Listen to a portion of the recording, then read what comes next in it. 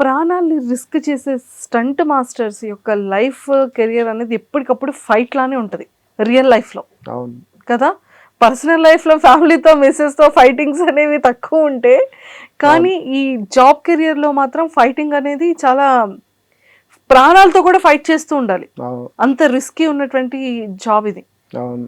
పోనీ సెలబ్రిటీగా ఫేమస్ అవుతాము, అందరికీ కనబడతామా అంటే అది కూడా కాదు.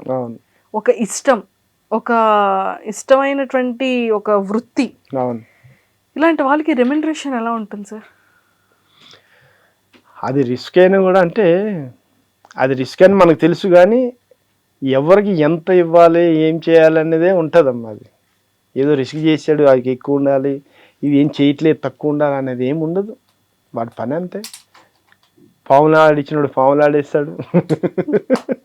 అమ్మా ఇవి ఉంటాయి కదా కొన్ని, ఎన్నెన్నో రిస్కులు చేస్తున్నాడు. కోతులు ఆడిచ్చాడు కోతులు ఆడిస్తాడు, సర్కస్ షోడు సర్కస్ చేస్తుంటాడు.